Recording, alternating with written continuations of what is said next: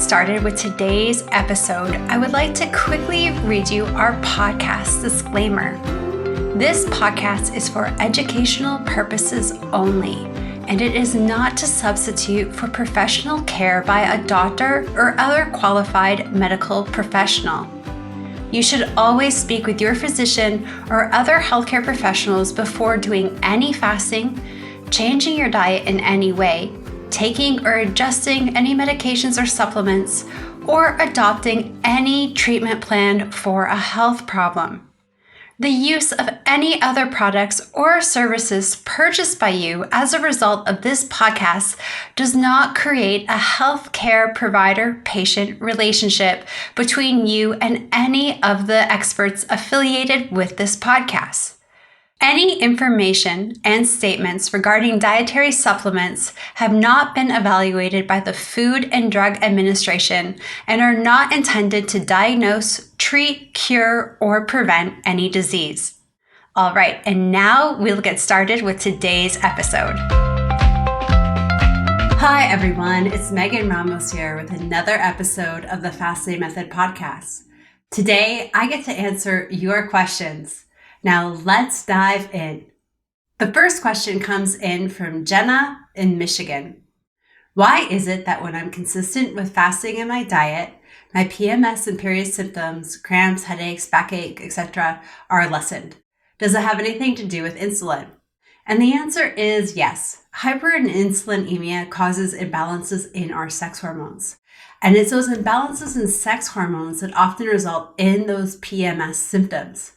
If our sex hormones are in good balance with one another and are at the appropriate levels that they're supposed to be in the second half of our cycle, that luteal phase, then we shouldn't really experience too much of any type of PMS symptom.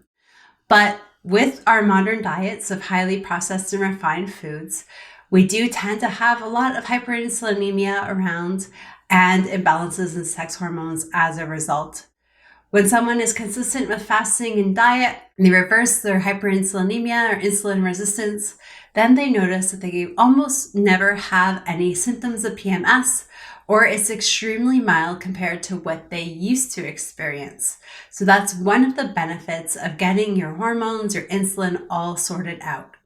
Question number 2 comes in from Amy in South Dakota. I keep hearing mixed answers about fasting for polycystic ovary syndrome, or PCOS.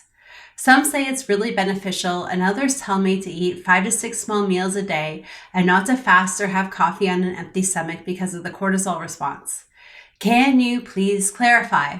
I feel better when I fast. I'm still only 14 to 18 hours of fasting per day and trying to stick to time-restricted eating, but I'm afraid I'm making it worse with my cortisol response. Help.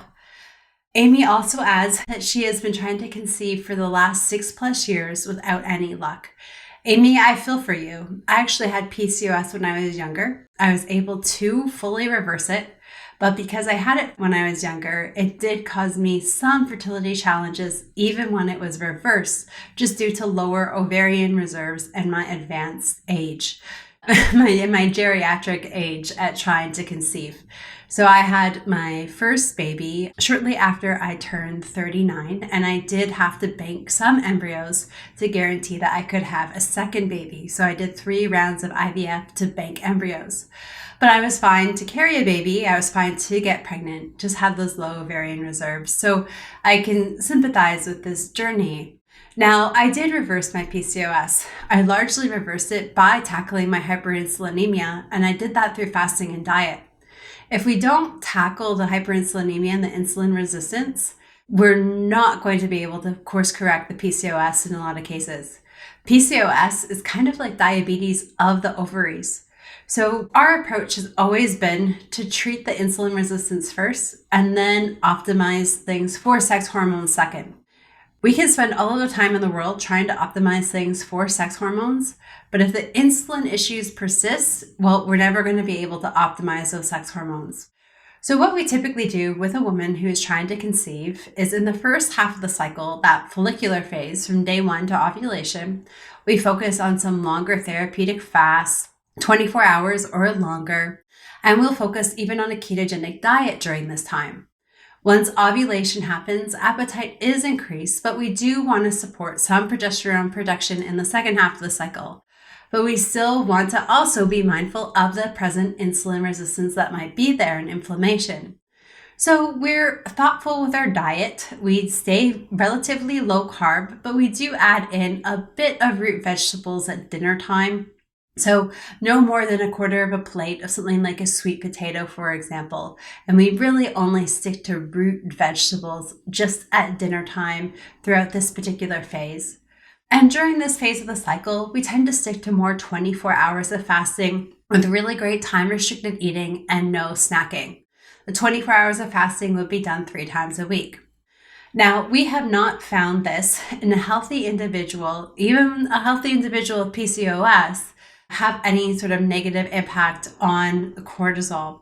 In fact, we've never really found fasting to have all that much of a negative impact on cortisol. Yes, you will produce cortisol as a counter-regulatory hormone when you're fasting, but it's not in large quantities and we're not overdoing it.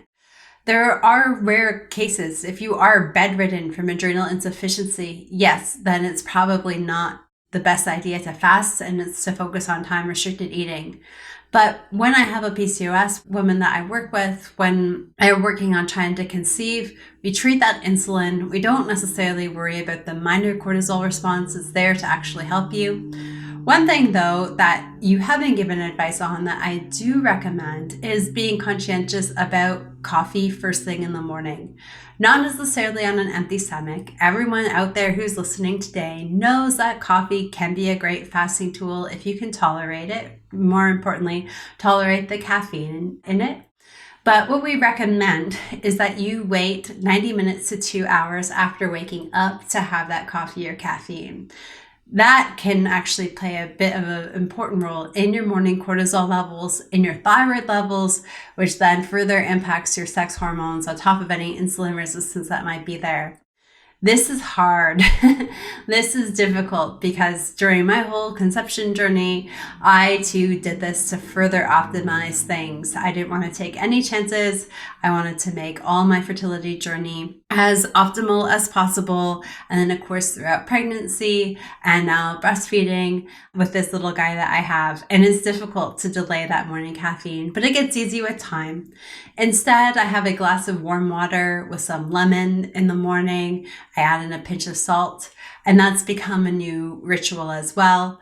Throughout pregnancy, I would have mint tea first thing in the morning, which really helps with a lot of nausea symptoms. So that is something else that you could also do even now while you wait to have your coffee, again, 90 minutes to 120 minutes after waking. The next question comes in from Sarah in Maryland. Sarah says, I've been trying to heal my polycystic ovary syndrome with alternate daily fasting for about 6 weeks now. I have started spotting occasionally and sometimes have shorter periods. Could this mean that my body is healing and trying to self-regulate and get my cycle back to normal? This is a really good question. The first few months, usually the first 4 to 6 months, a woman starts to fast who is struggling with PCOS. These women do experience further irregularities in their cycle. Now, of course, we always have to tell you to make sure you get checked out with your healthcare provider, make sure everything is okay. But this is something that we do commonly see. And to Sarah's point, a lot of it does have to do with the hormones rebalancing, reshuffling around. And at the end of the day, usually around 4 to 6 months, everything starts to regulate beautifully. Now, I say 4 to 6 months because life happens. If someone is fasting therapeutically 80% of the time, on their diet 80% of the time, there's no major disruptors in their journey, they're sleeping okay, not necessarily fantastic, but okay during that time, then usually after 4 months, these things sort themselves out. But life does happen. We have holidays, we have vacations, things do arise. And with that being said, sometimes it can take a little bit longer just because we haven't been able to be as consistent with our fasting. The next question comes in from Beth in Nova Scotia. Beth says she takes vitamin D daily because her levels are so low. They have since returned to normal since she started this daily practice. Since vitamin D is a fat-soluble vitamin, do I have to have something with it on my fasting days, or can I take it without and still get the benefit? This is a great question, Beth, and congratulations for getting your vitamin D levels back up to normal. It can be really tricky to do. Recently, a lot of new healthcare practitioners that I've met since I've relocated to California and had a baby have been astonished that I have normal vitamin D levels because it's so hard to get normal vitamin D levels. It takes a lot of work and managing. So congratulations for getting it there. I know how hard it can be. Now, vitamin D is a fat-soluble vitamin, meaning your body assimilates it and makes it do all of the beautiful work for you when it's consumed along fat. The great news is that most vitamin Ds actually come in a fat-soluble form. Most of the vitamin D supplements are suspended in a type of fat like MCT oil, coconut oil, sometimes organic olive oil. So that's something to look for when purchasing your vitamin D supplement. I have a feeling that the vitamin D that you probably already are on is already suspended in fat. I know my vitamin D is suspended in MCT oil, but it's very common, more common than not, to find your vitamin D already in a fatty solution to make it a useful form when you consume it. So you can take it on fasting days and not have to worry about taking it alongside with some fat. Now, if you look into the brand that you're taking and find that it's not suspended in a fat, you could switch to another brand. There's so many great ones out there. I just ordered my mother-in-law some from Pure Encapsulations. I personally take a Design by Health, a D3K2 combo, but there's lots of other great ones. Our friend here, Beth, she's in Canada. CanPrev is actually what I took when I lived in Toronto. Great brand in Canada, and it was suspended in MCT oil. So you could switch brands, or you could simply take it alongside about a quarter or a half a teaspoon of MCT oil on your fasting days, and that would be perfectly fine. The next question comes in from Michal in British Columbia. Should you eat dark chocolate every day? I recently read a study that says the research findings suggest that eating 48 grams of 70% dark chocolate each day may help lower fasting glucose levels and reduce insulin resistance. I've also heard that dark chocolate reduces LDL cholesterol.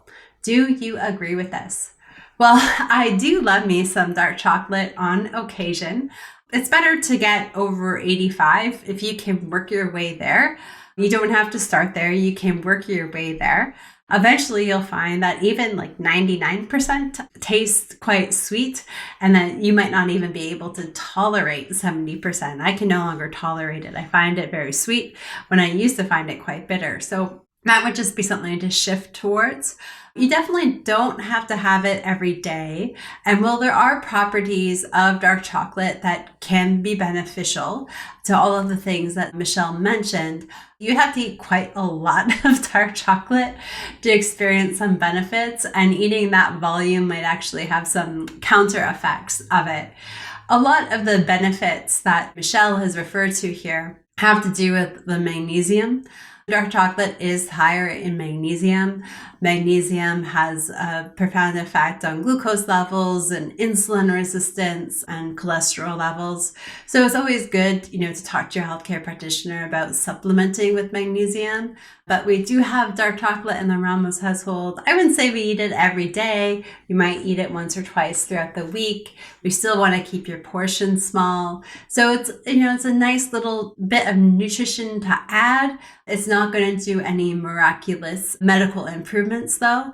And there are certain properties to dark chocolate too that can cause negative side effects in individuals.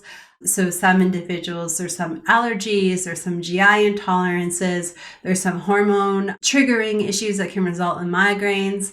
So this is really going to be sort of N=1, but if you're fine with it, it's something that you could definitely have a couple times a week, or you could have a square of it on your eating days. I do believe quality of dark chocolate is really important. So you would want to look for organic or certified organic. It can make a big difference as well. The next question is, I need some mindset help. I am 53 and have spent most of my 40s gaining weight. I spend hours and hours every day unhappily thinking about my weight. My doctor told me about the fasting method, and after 4 months of time-restricted eating, 24s, 42s, and 48-hour fasting, I reached my goal weight. I was looking forward to the mind freedom, but it's been 9 months now, and I'm still consumed by thoughts about weight and fasting. I eat whole foods, little sugar, processed and refined foods, and fast 24 to 48 hours, 3 times a week with time-restricted eating the rest of the time. I want the mental health freedom that so many people talk about. Help. I'm so sorry that you're struggling with this. I think so many of us do. When we start our journeys, we're very motivated, but motivation is fleeting. So once we hit our goals and that health motivation, that weight loss motivation isn't there anymore, it can be tricky to slide in to some old habits without addressing our relationship with food. And I know that I've quite famously said that in 6 months, I lost 60 pounds and reversed PCOS and fatty liver and type 2 diabetes. But it took me several years to really sort of navigate my relationship with food. It was a complex relationship. What helped me the most was actually becoming friends with my great co-host, Dr. Terry Lance. I really credit Terry for teaching me the skills and the mindset and the habit strategies that I needed to not transform my body. I transformed my body with fasting and nutrition, but she helped me transform my mindset and my relationship with food. I love food. I have a great relationship with food, but I have a healthy relationship with food now. I have a healthy relationship with healthy food, and I have a healthy mindset when things do pop up. It's now not what I gravitate towards when I'm feeling sad or upset or stressed out or want to celebrate something. But food is still a joyous part of my life. And I really attribute that to the work that I do with Terry. So I would definitely check out Terry's podcasts. She's done a lot of mindset podcasts. They're all truly phenomenal. I think a lot of the client stories that we do tell, both Terry and Nadia have told on the podcast in the past, are really wonderful because you get to hear how these individuals, the tools they've used, transform their mindset. And they're so different because each one of us is so different and we have different hurdles. But my friend who wrote in here, you're not alone. If you join the Fasting Method community, it's a self-guided program, but we have over 30 live events every week. And Coach Terry hosts 3 of those events: healthy mindset, healthy emotions, healthy habits. And Coach Heather also hosts a healthy habits meeting every week.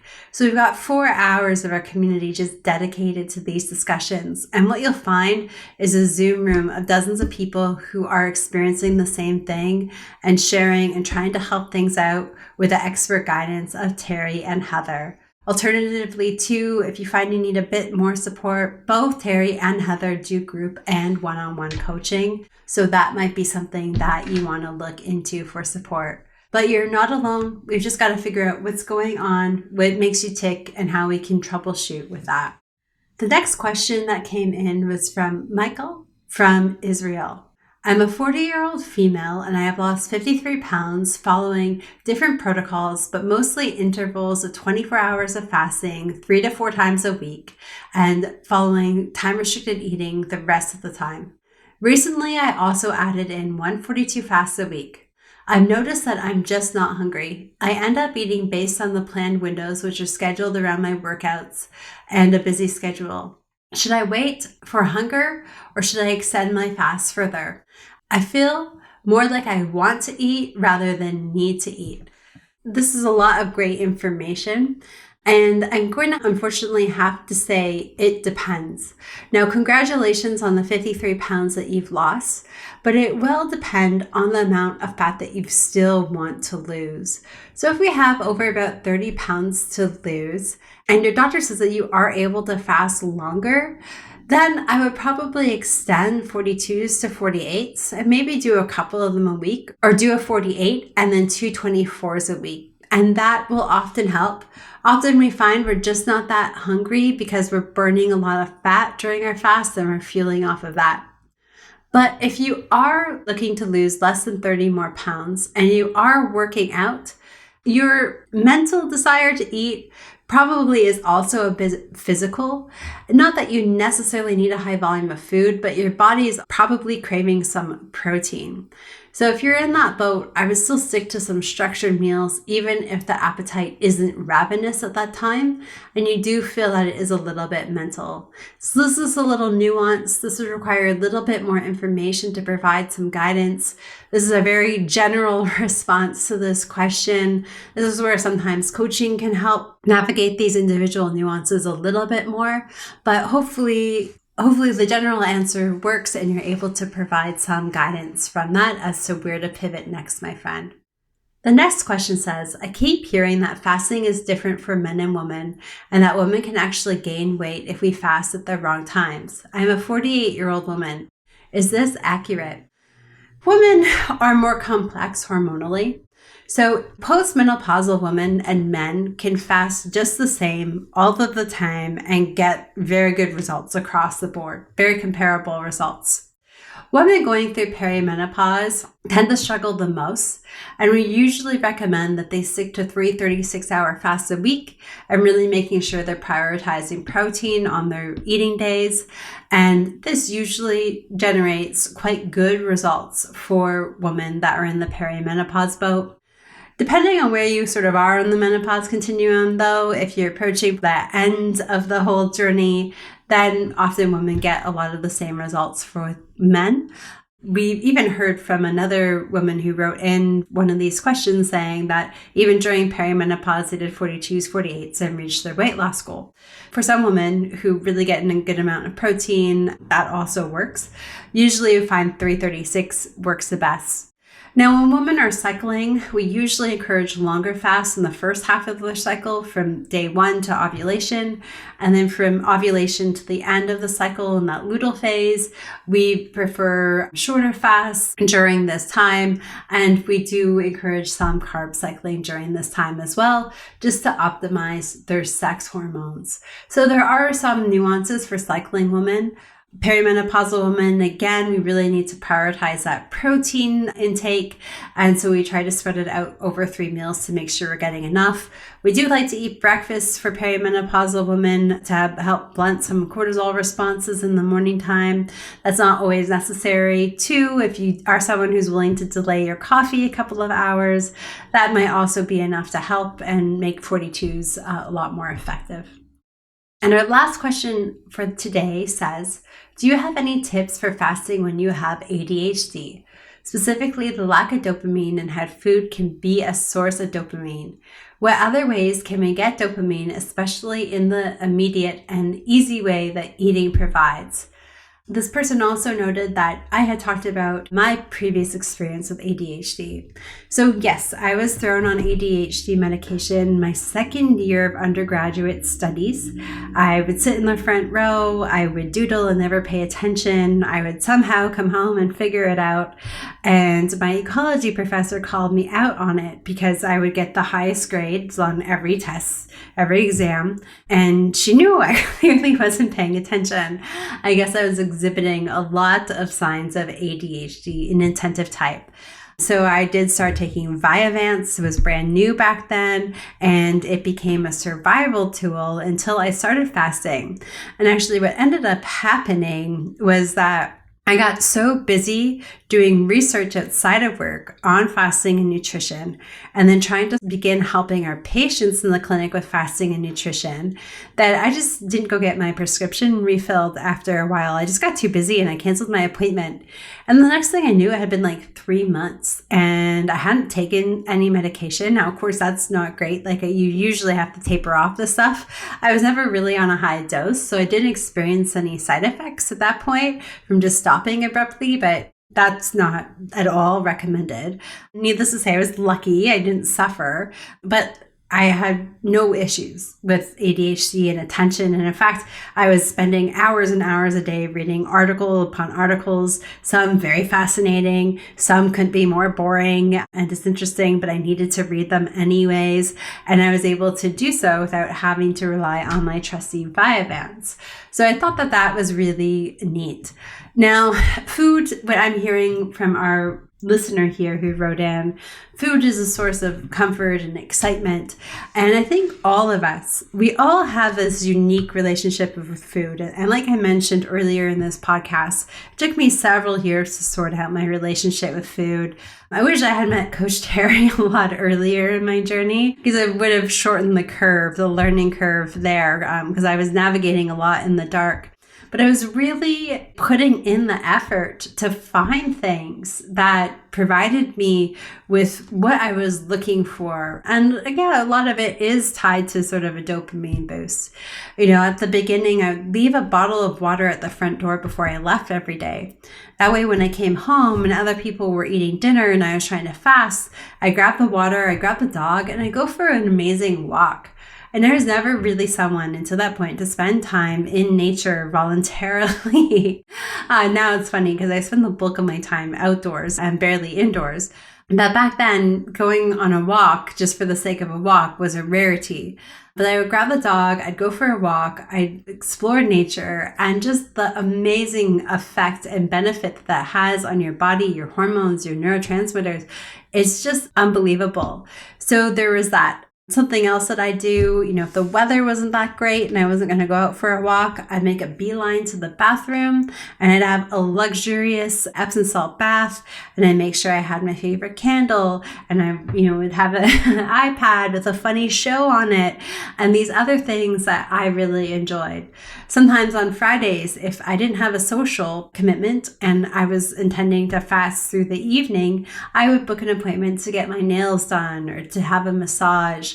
I then at one point also signed up to do yoga with a friend on Wednesday nights after work, a work friend, and that was really great. So seeking out these other things, I explored a whole bunch of things, yoga, Pilates, just all these different things. Sometimes if I was in the car and I had a particularly stressful drive home, to avoid going through the drive-through to get some relief, I would just call a friend, like a funny friend, someone that I knew is going to bring me joy and just sort of change my mood and help lower my cortisol, raise my dopamine, and give me what I need.